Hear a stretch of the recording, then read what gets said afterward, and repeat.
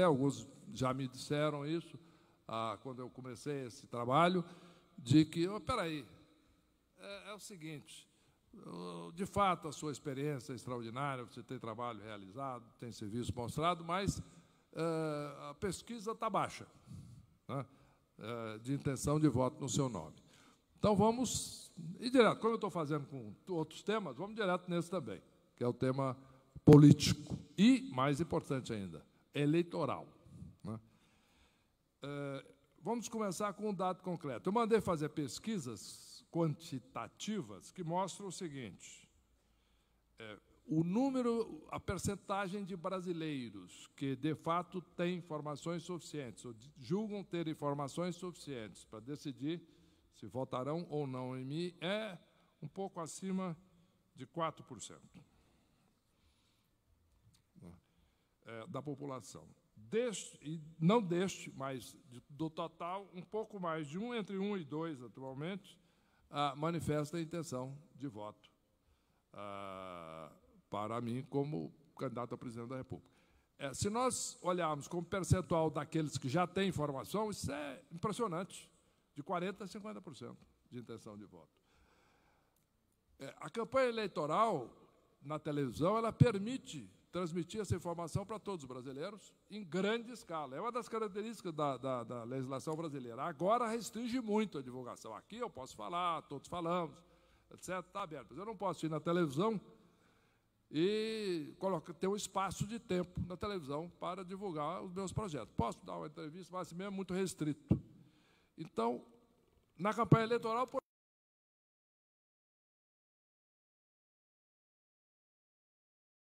outro lado, não, é aberto. Faz vídeo, Brasil inteiro, um número de tempo. E aí um dado importantíssimo, o PMDB, ou o MDB agora, tem tempo de televisão. É o maior partido de presença no país. E um dos de maior tempo na televisão. E tem presença no Brasil inteiro, uma base impressionante, que tem condições e está se mobilizando. Eu ouço isso no Brasil inteiro. Eu estou visitando, já visitei mais de metade dos estados brasileiros e vou continuar visitando, vou visitar praticamente todos. E o que eu ouço chegando nas cidades, nos municípios e conversando com líderes empresariais, falando para muitos empresários regionais, mas também vereadores, deputados, senadores, governadores, etc., e eu ouço isso todo dia, falando, agora o MDB tem um candidato, e agora o MDB tem um ótimo candidato, alguém que está preparado para assumir a presidência da República. Então, no momento em que eu mostro o vídeo com a minha história, dizendo, o Brasil cresceu muito no Lula, quem era lá o responsável pela política econômica? Foi ele. Quem é o responsável pela política econômica agora do governo Temer, quando o Brasil começou a sair da crise? Bom, mas, então, fica claro algumas coisas. Esse homem serve ao país. E, quando ele está lá, o país cresce, quando não está, o país entra em recessão, ou tem problema, ou o crescimento vai caindo menos. Então, esse é o ponto. Segundo, agora falando em pesquisa qualitativa. Pesquisas qualitativas, eu fiz muita, antes de tomar a decisão de sair do Ministério da Fazenda. Isso é importante. Não entrei numa aventura, não. Eu sabia o que eu estava fazendo. Os pesquisadores me disseram, o homem mais difícil de convencer que a candidatura é vencedora foi o senhor. Eu dei um trabalho danado. Sim, exigi. Por quê? A pesquisa mostrava, na qualitativa, quais são as características do próximo presidente da República, na sua visão. Era grande maioria. Mudava a ordem, mas as características são competência, experiência, integridade pessoal e seriedade. Às vezes mudava. Competência, honestidade, usava palavras diferentes, experiência, seriedade. Interessante a palavra seriedade. Antes não se plugava. Muitas vezes, em outras eleições, eu acompanhei isso. Não, candidato festivo, fazendo festa, simpático, tem carisma, não sabe nada, mas ótimo. Mas o cara é bom. Não, agora não. Está se demandando seriedade. Está se demandando dizer a verdade. E depois de vídeos dos diversos candidatos, quais são as características que o senhor dá ao senhor Henrique Meirelles? Estas 4. Portanto, as pesquisas me levaram a concluir que, sim, temos as características que hoje é a preferência dos eleitores brasileiros, e basta levar esta informação, mostrar isso a todos, que temos certeza da vitória em outubro, e vamos juntos construir o Brasil do tamanho dos nossos sonhos. Muito obrigado.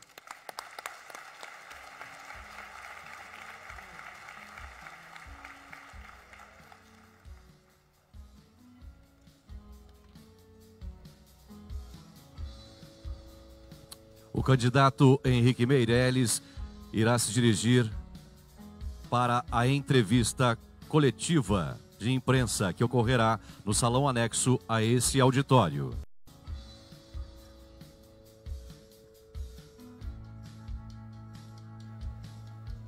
Atenção, pessoal, para continuar nossa conversa de hoje, vamos chamar o candidato Ciro Gomes. Queiram, por gentileza, ocupar os seus lugares. Por gentileza, mantenham-se em seus lugares.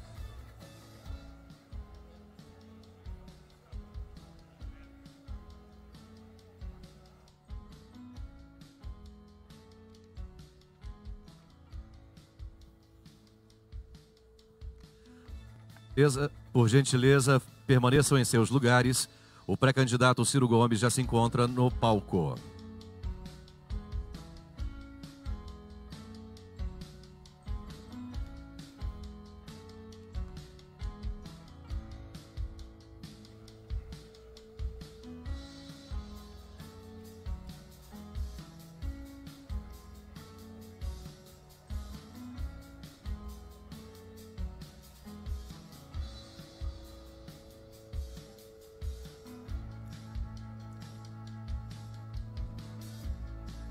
Ministro, pedimos que o senhor...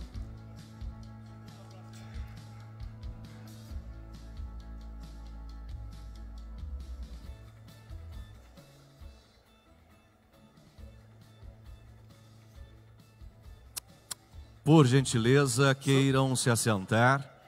Já estamos prontos para dar sequência ao diálogo da indústria com candidatos à presidência da República. Por favor, queiram se sentar para que possamos seguir com o nosso cronograma. Ministro, o senhor tem 25 minutos à sua disposição. Muito boa tarde a todas e a todos, os meus irmãos e irmãs brasileiros, gente querida da indústria, a quem o Brasil tanto deve. A todos quero agradecido, cumprimentar na pessoa do meu velho, estimado amigo das Minas Gerais, Robson Braga Andrade. É um privilégio muito grande, mais uma vez, reencontrar o velho amigo que preside a nossa CNI. Quero, se me permitem, cumprimentar todos os meus companheiros de partido, PDT, na pessoa do meu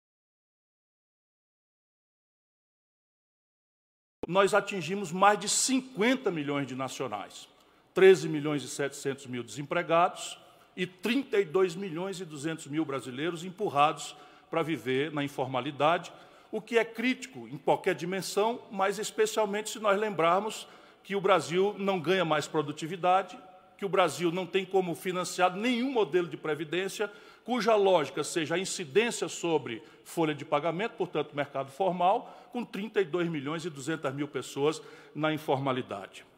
Essa obviedade está no coração da esmagadora maioria do povo brasileiro.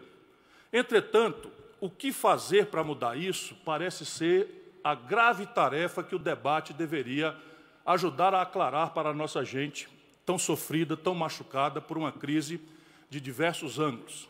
Eu nunca vi, nos meus 38 anos de vida pública, uma crise tão complexa, tão intrincada e grave e multifacetada como essa que nós estamos testemunhando. Porque é uma crise econômica muito grave, é uma crise social muito grave, é uma crise política dramática e é também uma crise institucional em que parece que Brasília virou uma verdadeira Babel, ninguém mais respeita o quadrado de ninguém, todo mundo invade o quadrado do outro, não há segurança jurídica, não há razoabilidade nas coisas e nem ninguém consegue imaginar o que será o Brasil para amanhã ou para depois de amanhã. Nesse cenário, é preciso ter muita sobriedade. E eu tenho pedido aos auditórios que me distinguem com a sua atenção que a gente faça um esforço, e é um favor que eu peço a esse auditório, que é talvez o mais importante de quantos auditórios eu tenho procurado atender para conversar, que a gente faça um esforço humilde. Eu deixo as minhas ideias fixas no armário ali fora e peço a todas e a todos que façamos a mesma coisa, para que a gente possa trocar ideias de forma fraterna e depois, se não nos convencermos, cada um volta e pega a sua ideia e leva para casa de volta, porque eu não creio que o Brasil vá sair dessa gravíssima encalacrada sem um amplo e fraterno debate em que aquilo que está posto como verdade absoluta seja posto em questionamento.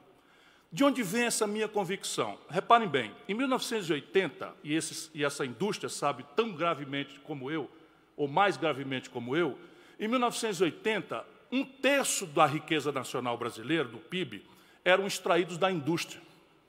E o Brasil exportava do seu produto exportador algo ao redor de 70% das nossas exportações, valor agregado, indústria.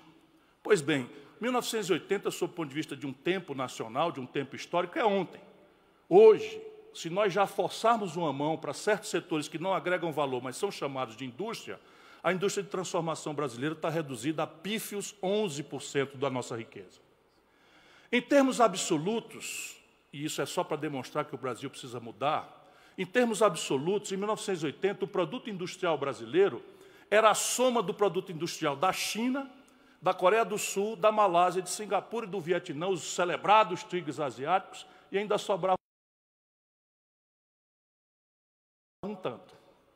Hoje, a China tem 10 vezes a produção industrial brasileira, e isso vai se expandir de um jeito, porque já domina 20% do mercado de aços planos do Brasil, basicamente produzido com mineração do Brasil. Vejam bem o que está acontecendo na assimetria competitiva. A China compra minério de ferro do Brasil, roda o mundo com ele, produz aços planos, que é um semi-elaborado, que não é tão sofisticado tecnologicamente, e vem e já perfura 20% do mercado nacional de aços planos. E isso vai destruir tudo. Ora, por que isso aconteceu? Números. Porque o Brasil, do ano 80, quando colapsou o velho modelo nacional desenvolvimentista, pela mudança grave do perfil dos capitais internacionais e a nossa eterna ilusão de que vamos ser salvos, né, da nossa dificuldade política de construir poupança nacional, que é a única forma de sustentar desenvolvimento com o dinheiro dos outros, o Brasil não percebeu também o choque de produtividade que a sofisticação tecnológica começou a impor aos padrões de produção do mundo, de maneira que nós ficamos a ver navios. Havia razões para isso. Quando esse colapso aconteceu, nós não tínhamos um ambiente democrático, em que uma reunião como essa poderia ser declarada clandestina, o orador que vos fala provavelmente teria que se explicar na polícia, e o presidente que convidou ia sofrer umas bordoadas na saída, porque não tínhamos democracia. Mas, quando retomamos a democracia, nós continuamos a falhar em matéria de concepção estratégica de país. E passamos a viver ciclicamente, não é, um episódio que eu quero crer que está aprazado para qualquer presidente do Brasil ou para qualquer quadra da nossa história futura próxima, se nós não desarmarmos essa bomba. Ciclos de consumo insustentáveis, derivados de manipulação da taxa de câmbio, que logo são seguidos por rupturas na taxa de câmbio e seus efeitos inflacionários, que logo são atacados com taxa de juros as mais exorbitantes do planeta, que logo vão construir um passivo infinanciável, que está a caminho de se estrangular, ou de processos cíclicos de inflação, que o Brasil não tem aprendido a construir a equação para sair disso. E aí a razão é simples. De 80 para cá, o Brasil cresce, meus compatriotas, 2% ao ano em média. Então, tem um ciclo de consumo um pouco mais generoso na sequência do real, que eu tive o privilégio de ajudar a fazer, sob a liderança do grande brasileiro das Minas Gerais, Itamar Franco, que expandiu o consumo e não cuidamos da produção. Resultado, o câmbio se desvaloriza selvagemente na reeleição do Fernando Henrique, dá a passagem ao Lula. Só para vocês terem uma ideia do que eu estou querendo dizer. Se o Lula tivesse tomado posse hoje, a taxa de câmbio, a valor presente, estaria em R$ 9,20. R$ 9,20. Eu não sei quanto ela bateu hoje, mas deve estar aí na casa dos R$ 3,80. Em valores presentes. E o Lula, 8 anos depois, entrega para a Dilma a taxa de câmbio a R$ 1,75. Evidentemente que o consumo se expandiu, todo mundo fica muito feliz.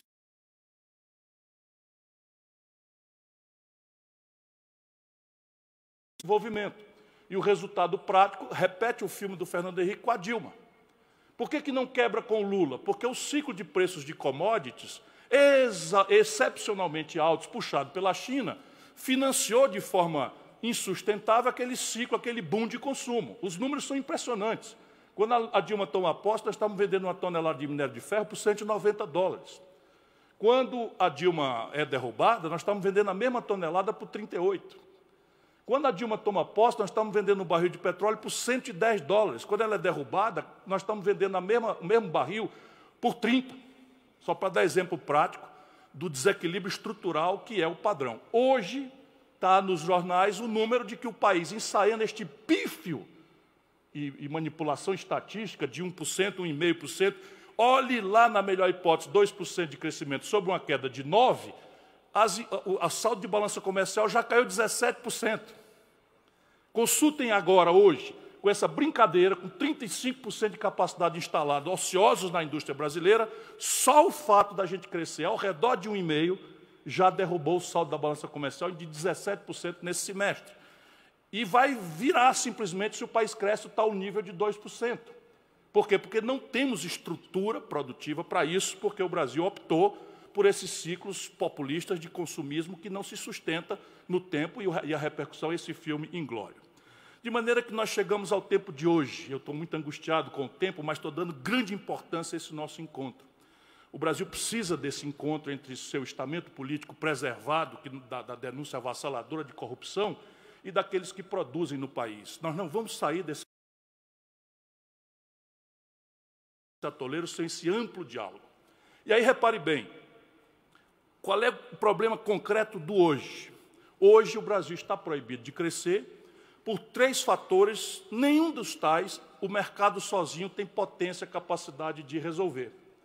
E não é que o mercado não seja essencial, pelo contrário, a iniciativa privada já provou ser um elemento historicamente fundamental para o progresso da humanidade. A gente não pode ter nenhuma vacilação em afirmar a necessidade histórica central da iniciativa privada, sem o que não há progresso humano. Porém, não é também justo nem razoável se onerar a iniciativa privada com as tarefas complexas para, por exemplo, virar o jogo que está nas seguintes questões, penso eu, para discutir. Primeiro, o Brasil está proibido de crescer pelo único, exclusivo, nunca visto nível de endividamento das famílias e das empresas. Hoje, meu caro Dávila, o Brasil está com mais de 60 milhões de nacionais no SPC, ou no Serasa. Mais de 60 milhões de brasileiros estão proscritos do crédito, portanto, o consumo das famílias está demitido da sua tarefa de um dos motores centrais do crescimento econômico, pelo menos aos números razoáveis que nós precisamos.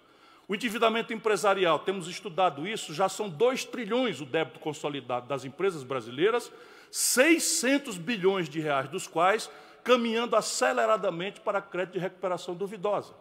O que explica a brutal retração do sistema financeiro que nós, nos últimos 15 anos, imprudentemente permitimos que fosse concentradas 85% das transações financeiras em 5 bancos.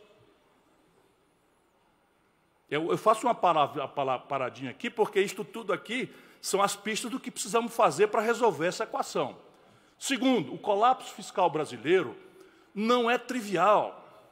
Nós estamos, esse ano, provavelmente apontando para um déficit primário de 160 bilhões de reais, porque ainda estamos apurando o efeito das inconsequências do atual governo, por exemplo, na manipulação da greve dos caminhoneiros, em que se faz subsídio, não é, com dinheiro público, e a renúncia fiscal, que já calculamos, chega a 14 bilhões. Se nós estávamos com 130 de déficit público primário aprazado pelo governo oficialmente, botamos mais 14 em cima, estamos falando de 144. Mas tudo indica que nós vamos para 160 bilhões. E no patrimonial, a dívida pública brasileira, que nos manuais de economia de Chicago é referida à PIB por uma circunstância, porque a dívida pública no mundo inteiro e, portanto, na literatura, tem prazo de maturação de longo prazo por definição. E a nossa não. Só nós no Brasil temos uma dívida pública que já arredondou em 5 trilhões de reais e 26% delas, meus compatriotas, vence em 4 dias. Não há fluxo fiscal teórico, imaginável, que honre um fluxo dessa natureza. Portanto, nós temos um gravíssimo problema estrutural para resolver nesta equação fiscal. E terceiro, o Brasil está proibido de crescer porque qualquer crescimento exponencializa a importação, e eu já descrevi o fenômeno. Exponencializa a exportação, apresenta-se um déficit das transações correntes cavalar, e isso imediatamente sinaliza, a despeito de termos reservas cambiais altíssimas, para uma desvalorização da nossa moeda, que, por sua vez, contamina preços relativos, dada a hipersensibilidade dos nossos preços ao câmbio, que, por sua vez, o Banco Central loucamente, me perdoem a opinião, queria muito que o Meirelles estivesse junto aqui para a gente conversar isso, meu velho querido amigo, mas o Banco Central brasileiro atira com taxa de juro numa alta de preços que deriva de mudança da patamar de câmbio. Hoje o governo deu 15% de reajuste nas tarifas de energia elétrica de São Paulo. Isso vai ter repercussão no IPCA. Imediatamente aparece uma miragem de inflação e o Banco Central atira com taxa de juros. Pelo amor de Deus, raciocinemos. Qual é o efeito de taxa de juros sobre preços administrados pelo governo? Qual é o efeito de taxa de juros sobre o preço do pão que subiu, porque o trigo subiu, porque o câmbio saiu de padrão? E isso é uma discussão que nós temos que fazer com a nossa inteligência, nós temos que nos livrar da intoxicação ideológica, da propaganda, da mistificação e dos manuais, porque lá fora ninguém sabe o que é Casas Bahia, ninguém sabe o que é o Ricardo Eletro, em que você pode botar o juro na exorbitância que for, mas o nosso povo quer ter um forno de micro-ondas e ele aceita que o Ricardo Eletro lhe venda um forno de micro-ondas e cobre 2, desde que a prestação picadinhas caiba no fluxo do salário mensal. E isto tudo nos obriga a pensar com a nossa própria cabeça. Resultado prático, aqui estão as pistas do que temos que fazer. Na minha opinião, nós não sairemos disso pela reação tópica às fogueiras do dia a dia. Não sairemos disso reagindo, né? Reage para cá, o jeito que faz, aí tabela preço de frete, aí dá subsídio no óleo diesel, mantém uma política estúpida de preço da Petrobras que não se sustenta à luz de qualquer observação crítica. Isso não vai dar saída para o Brasil.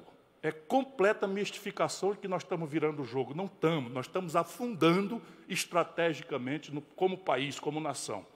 Basta ver a consequência disso no caos que está virando a vida do nosso povo na rua. Isso, então, supõe que nós precisamos devolver ao imaginário brasileiro a ideia de projeto nacional de desenvolvimento. Projeto supõe que o país deveria se dedicar a planejar. Não quer dizer dirigismo estatista, não quer dizer nada disso, quer dizer o seguinte: qual é a nação, ou qual é a empresa, qual é o setor que reage ao dia a dia que não tem um plano estratégico? Alguém daqui consegue dizer qual é o rumo do Brasil, sob o ponto de vista de energia, sob o ponto de vista de petróleo, sob o ponto de vista de bioenergia, sob o ponto de vista de construção civil, sob o ponto de vista de formação de médico? Qual é a visão estratégica que nós temos? Nenhuma. Portanto, é inadiável a ideia que nós precisamos celebrar entre todos nós, generosamente, a ideia de um projeto. E eu imagino, concretamente, que nós deveríamos ter a tarefa audaciosa de eleger um país aí, tipo França, tipo Itália, tipo Espanha, não é? E afirmar, olha, sob o ponto de vista de indicadores socioeconômicos, o Brasil quer ser uma França, quer ser uma Itália ou quer ser uma Espanha, no universo estratégico de 50 anos. Vamos ser humildes, 50 anos. E aí tiramos dali o que é o ponto de partida aqui. E essas coisas são perfeitamente praticáveis. A rigor é assim que a América do Norte faz, com a retórica liberal. É assim que a China está fazendo concretamente. É assim que a Coreia do Sul saiu do nada para virar 3 vezes o Brasil, quando era nada. O Brasil era 2% do comércio mundial, a Coreia do Sul era nada. Hoje a Coreia do Sul é 3% do comércio mundial e nós somos menos de 1%. E todos eles estão fazendo. Essa é a coisa que mais me comove, é que todos estão fazendo.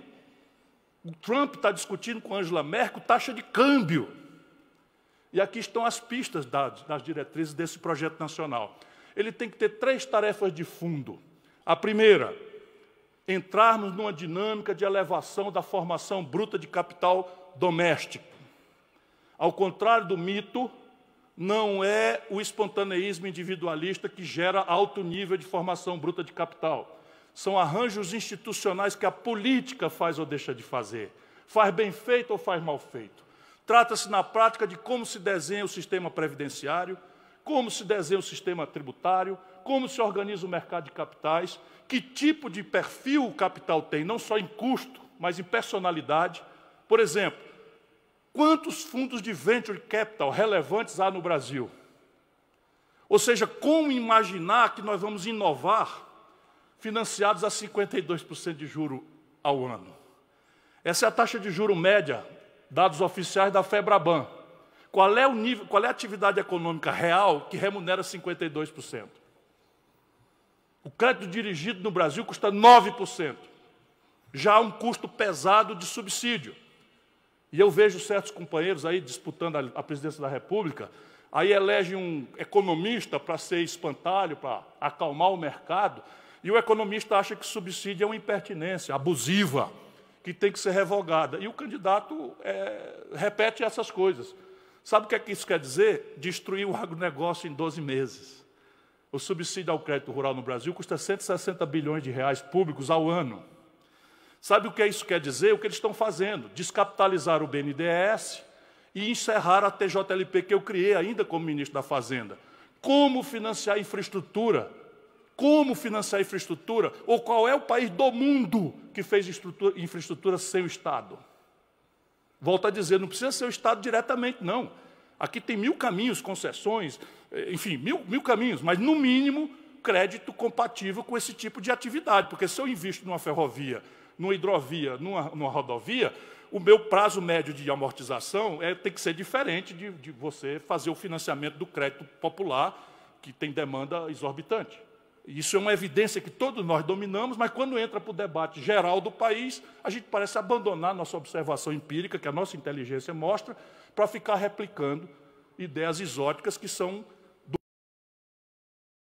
O Brasil precisa ter clareza de que formação bruta de capital exige também uma convergência estratégica entre governo forte, e isso eu quero dizer aqui com muita clareza, cavalheiros e damas, a quem serve presidências fracas?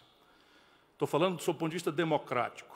A quem serve uma democracia em que o presidente da República nomeia um ministro e um ministro do Supremo Tribunal Federal exorbitando frontalmente a Constituição, por liminar, proíbe esse ministro de tomar posse?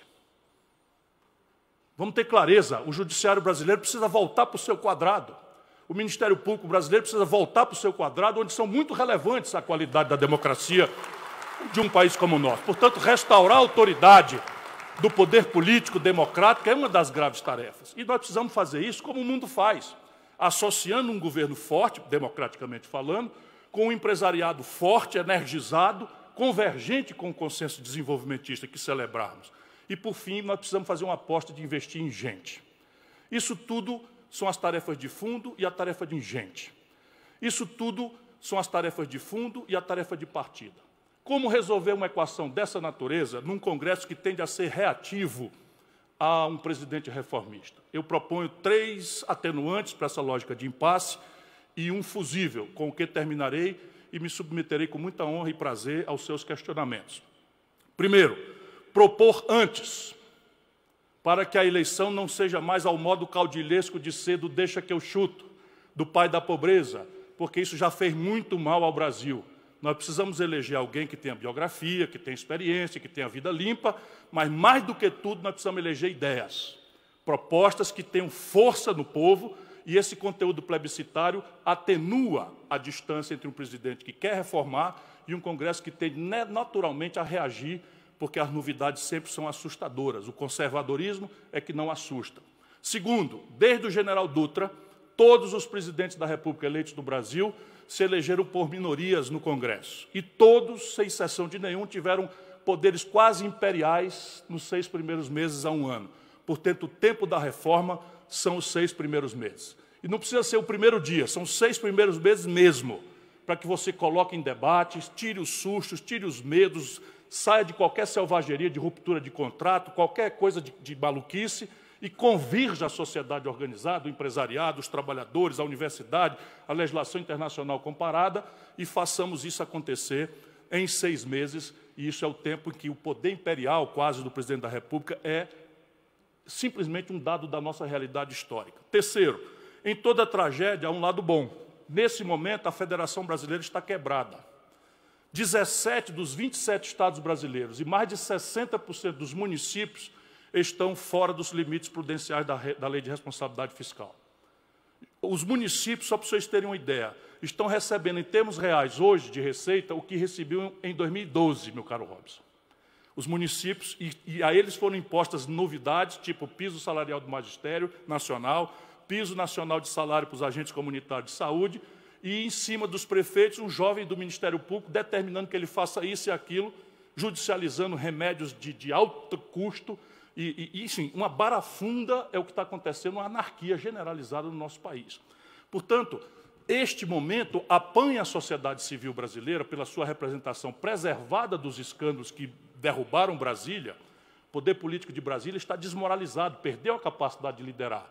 Tanto a maioria do Congresso, que é vista pelo nosso povo com muita razão como ladrões, corruptos e patrocinadores de privilégios, quanto aqui no Executivo, então, nem se fala, para não ser indelicado, porque pode alguém aqui achar que não. Mas, na minha opinião, há um quadrilheiro na Presidência da República que eu conheço de longa data. E, como tal, foi acusado pelo Ministério Público Federal pela primeira vez na história do Brasil.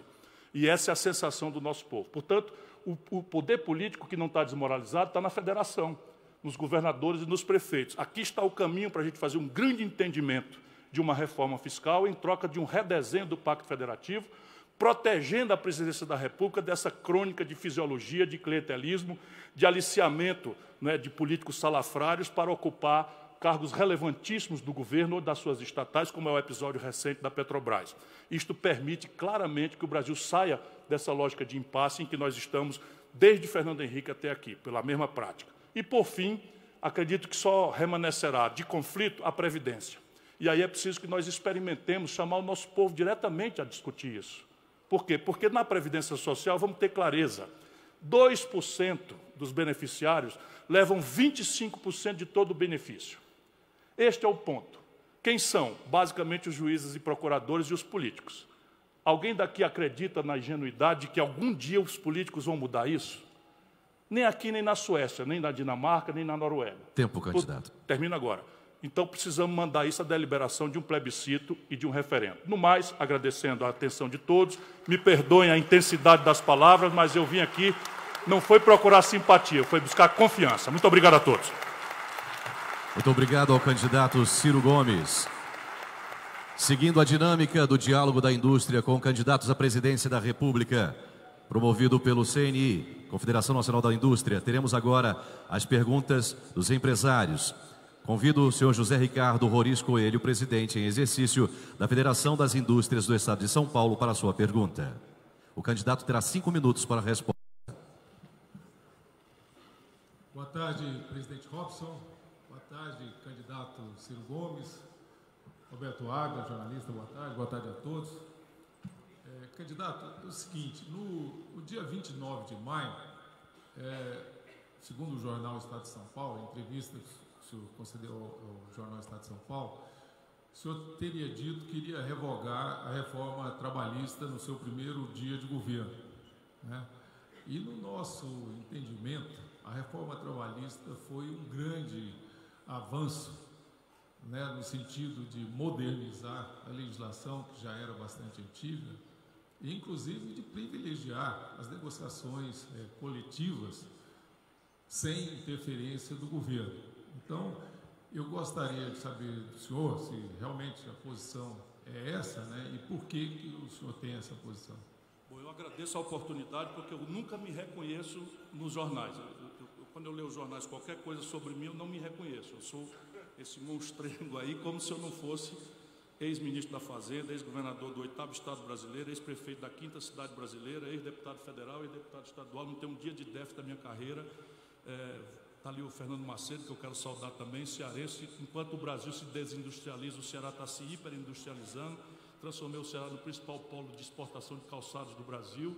Acabamos de fazer girar uma mega siderúrgica pela qual nós nos batemos há 20 anos. Enfim, eu não me reconheço nesses monstros que estão aí. Então, só para você ter uma ideia, eu não tenho o poder de revogar a reforma trabalhista, nem nenhuma outra coisa desse governo no primeiro dia. Portanto, é um nonsense absoluto. O que eu digo com clareza é que nós precisamos substituir esta selvageria, a quem demos o nome de reforma trabalhista, por uma verdadeira reforma trabalhista, que eu vou propor nesses 6 meses. Vou convocar os empresários, vou convocar os trabalhadores, vou convocar a universidade, vou convocar a legislação internacional comparada. E, se eu puder pesar nesse debate, eu vou tentar ponderar o empresariado brasileiro, que jamais prosperou qualquer nação do planeta Terra, introduzindo no mundo do trabalho insegurança jurídica e insegurança econômica. Não por acaso, o país mais agressivamente competitivo entre os países industriais é a Alemanha, que tem o maior custo por hora trabalhada do planeta Terra. O que está debilitando a indústria brasileira é câmbio e juro, não é salário. Claro que nós precisamos corrigir, por exemplo, a aberração da Justiça do Trabalho. Eu fui governador, eu sei quanto abuso eles cometem. Fui governador, teve um dia que eu tive que mandar isolar a frente da empresa cearense de pesquisa agropecuária, porque uma maluca lá, juíza, resolveu declarar o Estado do Ceará depositário infiel. Você me acredita numa coisa dessa?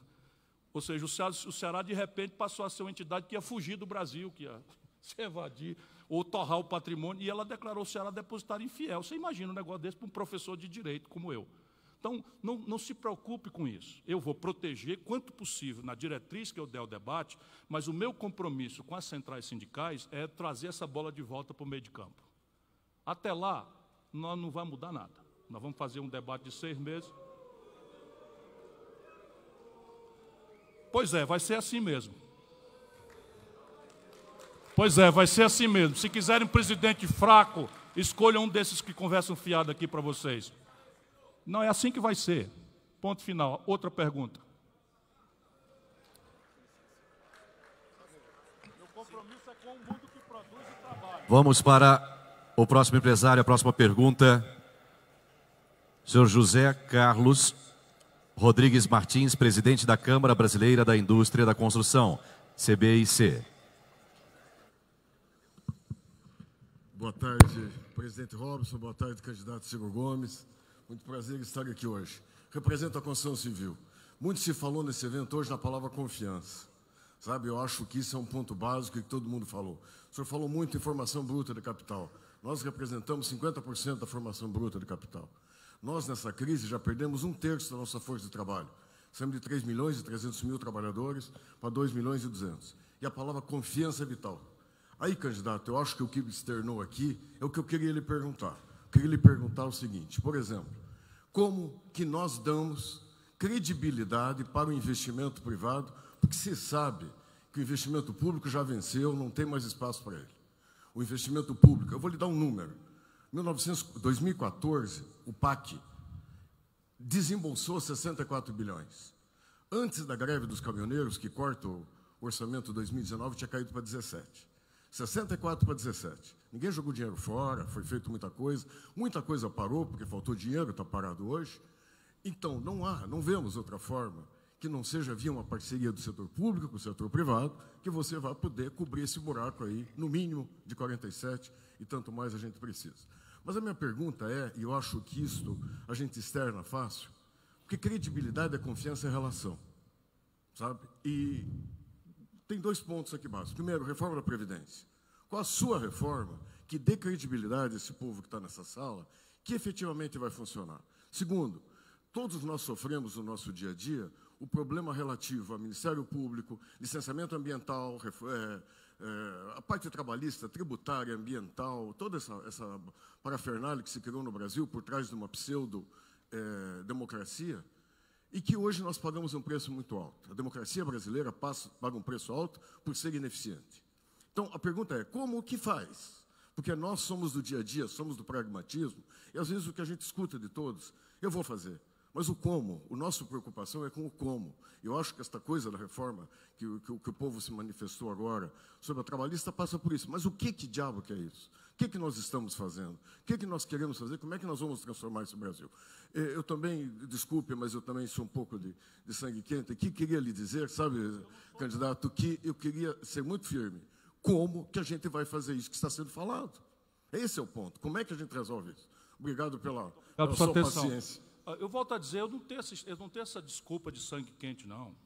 Eu sou uma pessoa que cultiva autoridade dentro da democracia, e a confiança não é simpatia. Confiança é você não mentir para o companheiro. Então, eu recebo aqui essas manifestações como uma expressão do equívoco.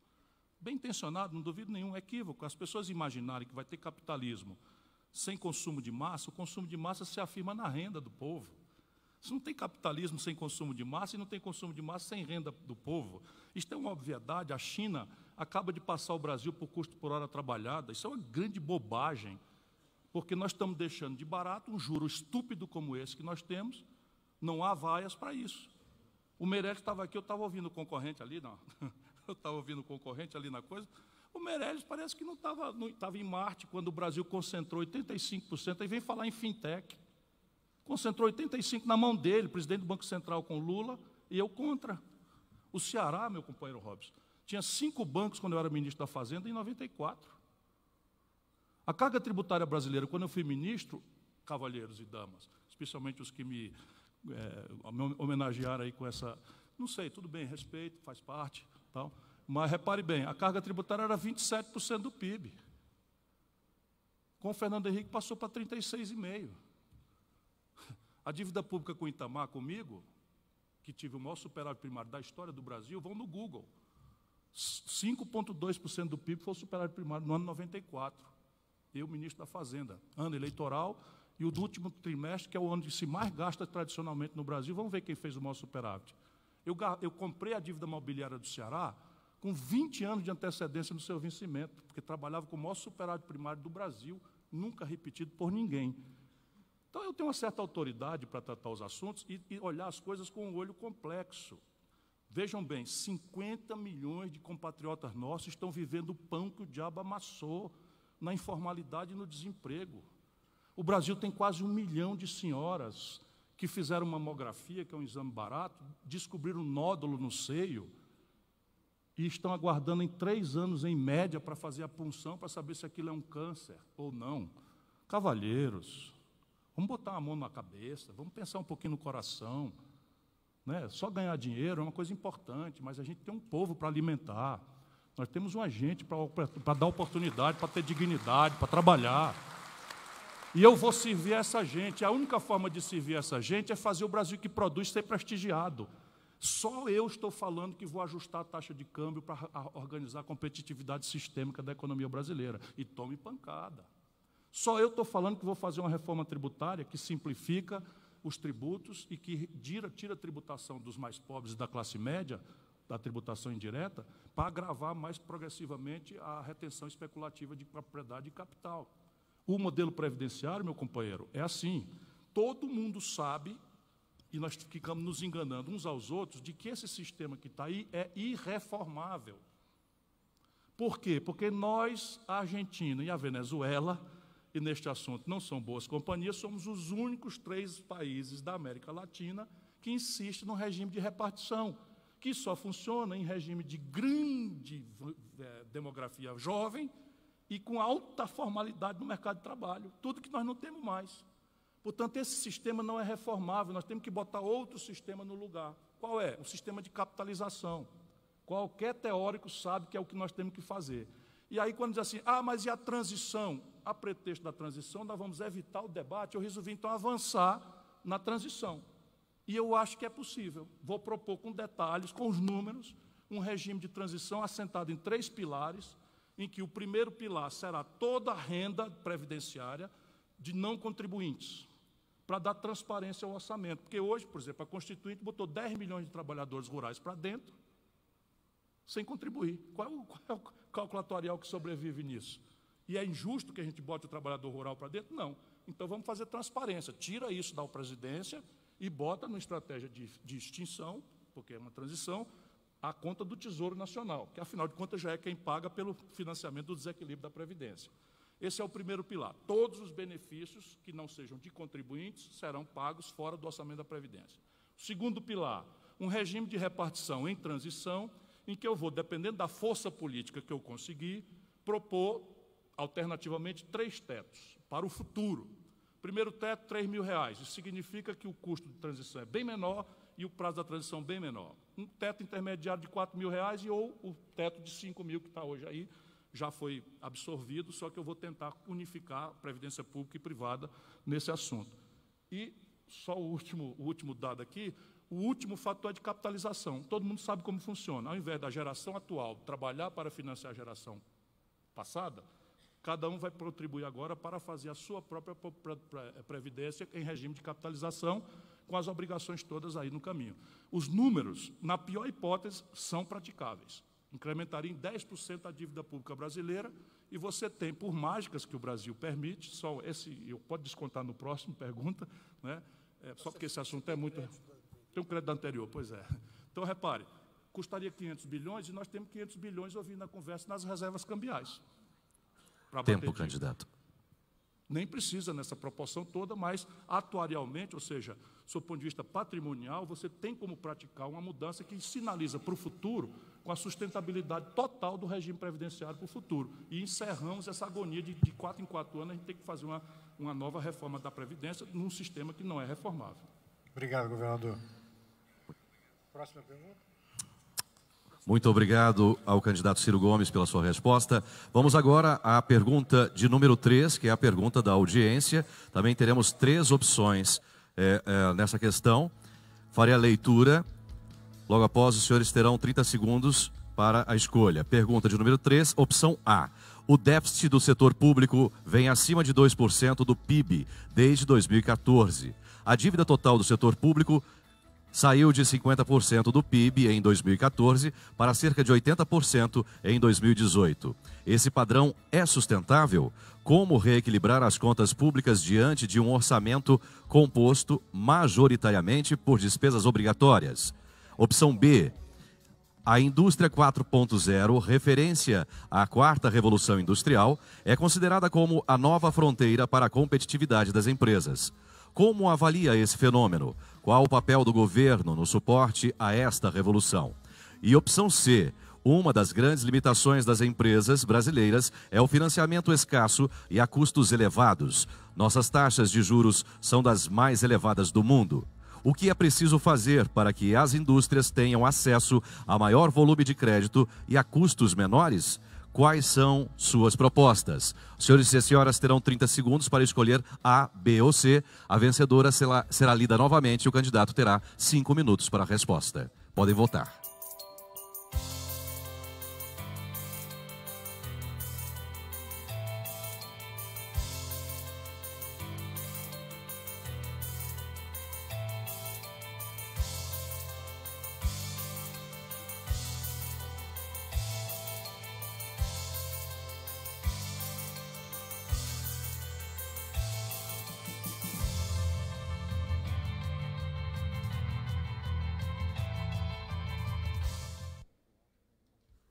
E a pergunta escolhida foi a opção C.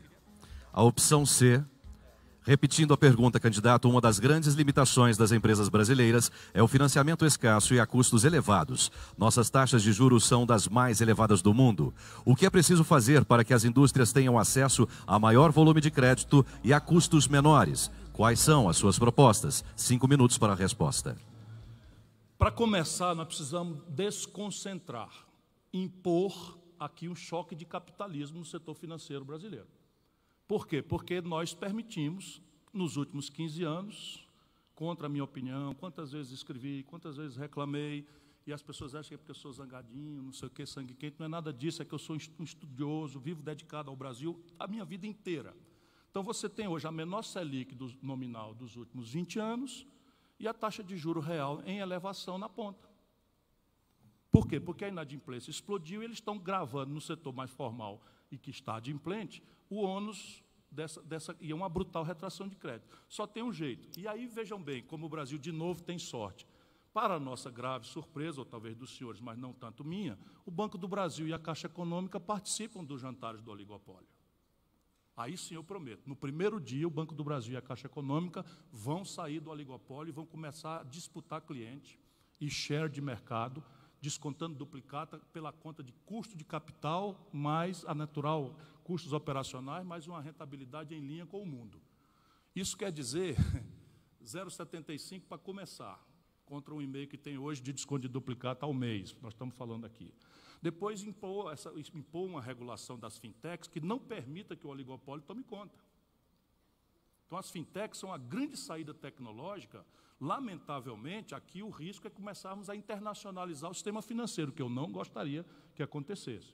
Então, as primeiras providências serão essas. Eu espero que elas sejam suficientes, senão outras serão tomadas. Mas algumas também acontecerão. Por exemplo, eu pretendo recapitalizar o BNDES, que foi completamente desmontado, e recriar a TJLP, que é minha filha. Eu que criei a TJLP quando ministro da Fazenda do presidente Itamar Franco. Assim como também criei, para forçar a desindexação de salários, atenção quem me vaiou, a participação dos trabalhadores nos lucros e resultados das empresas. Foi um amigo aqui, está lá a minha assinatura, né, quando ajudei a fazer o Plano Real.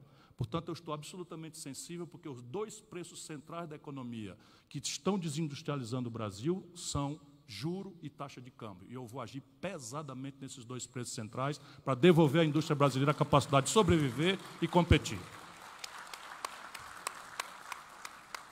Pronto. Dei 2 minutos e 33 segundos para responder a segunda, a outra, que teve 39%, não é? Bora lá. Devolve aí, qual era? Eu vou repetir a segunda pergunta para o candidato, a opção. Pois é, deu quase empate, está aqui ela. Ó, o déficit do setor público, 2%. Repare bem, déficit a gente só supera com aquela providência que todas as senhoras e os senhores fazem diariamente, né? Diminuir a despesa e aumentar a receita. Então, eu assumo o governo com uma lupa em cima de 100% das despesas. Porém, eu estou repetindo que 50% do orçamento brasileiro são despesas financeiras.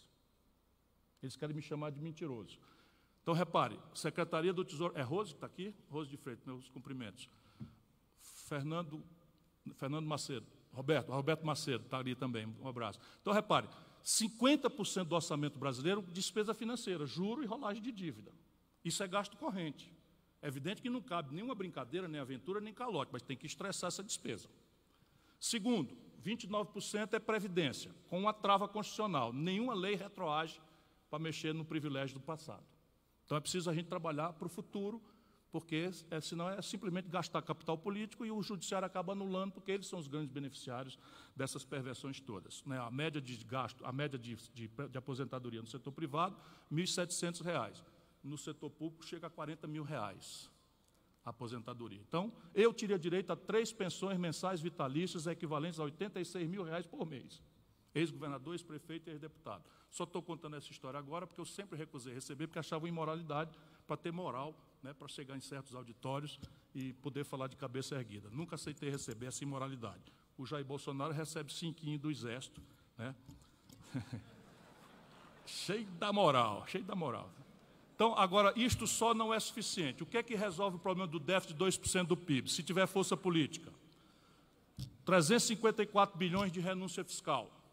Vamos passar uma lupa nisso, ver o que é essencial. Todos os incentivos para a indústria serão permanentes. E eu quero transformar em permanentes, pura e simplesmente, porque é assim que nós fizemos no Ceará. Por que o Ceará se desenvolve enquanto o Brasil se desindustrializa? Porque nós temos uma política extremamente agressiva no setor tributário, não é? na questão de logística, na questão do capacitação de recursos humanos, uma série de coisas, e nós estamos fazendo isso. Segundo, o Brasil, enfim, mas passado o limite, 30% dessa renúncia fiscal dá 100 bilhões. Olha, se aproximando de resolver o déficit primário, sem criar nenhum imposto novo. Depois você tem imposto sobre lucros e dividendos. Eu soube que o Geraldo Alckmin topou aqui. Isso está ficando uma beleza, né? Essa ideia está muito boa, porque lucros e dividendos, adaptando o imposto de renda da pessoa jurídica, dá um caminho também para resolver mais uns 50 bilhões de reais. E, por fim, tributo sobre heranças maiores, que dá mais uns 40 bilhões de reais. Se tiver força política, está superado o déficit primário em 24 meses. Por que não em 12? Por causa do princípio da anterioridade. Terá que ser proposto nos 6 primeiros meses do ano 2019 para vigir no ano 2020. Ministro, o senhor tem mais 5 minutos para as considerações finais. Bom, deixa eu ficar de pé aqui, porque é solene para mim. Você quer ficar ali? Não. Desculpem assim se algum momento for um pouco mais veemente, mas como eu lhes disse, o Brasil não pode mais ficar repetindo truísmos, porque o nosso problema passou do limite agora do razoável. Eu tenho para mim que nós estamos ameaçados como nação. Nosso tecido nacional está se deteriorando. A semente do fascismo, da resposta tosca, violenta, militarista, extremista, está guardando lugar no coração dos nossos jovens, que é uma conta de 62%, afirmam nas pesquisas que tem como sonho ir embora do Brasil. E cabe a nós, especialmente aos senhores, não é a mim que passo. Quem é permanente é a indústria, a estrutura do país, é a produção do país. Cabe a nós nos livrarmos das ideias postas, porque essas ideias não estão nos servindo. Senhoras e senhores, o Brasil de 1980 para cá cresce 2% em média. E a população cresce a 1,7% em média. O país está estagnado, o país está parado. E a resposta não pode ser oferecer o jovem de 15 a 19 anos para exército de reserva do narcotráfico e das facções criminosas. Eu não vim aqui, francamente, buscar simpatia. E eu podia perfeitamente ter tangenciado. Estou cansado de saber que, de tanto sofrer as iniquidades da justiça do trabalho com essa questão trabalhista, muita gente cansou e perdeu a nuance. Mas ninguém nesse país fará reforma nenhuma em antagonismo com o mundo do trabalho. Portanto, se eu puder fazer uma ponderação, nem que não seja para mim, nós precisamos eleger alguém que seja do campo progressista, do campo à esquerda, que esteja ao mesmo tempo capaz de entender a economia, a racionalidade fiscal, a sustentabilidade da dívida no tempo. E esta é a chave para o Brasil, porque ninguém da direita tem capacidade de impor nada num país que está em pé de guerra, por 1000 problemas, porque o seu principal líder popular está preso, e o conselho que isso está dando à juventude é a descrença na sorte do país. Portanto, se eu não posso pedir sua simpatia, peço, confie em mim. Eu sou um brasileiro que estou dedicado à pátria, à nossa pátria. Muito obrigado a todos. O candidato Ciro Gomes concederá a entrevista coletiva no salão anexo a este auditório. Agradecemos ao candidato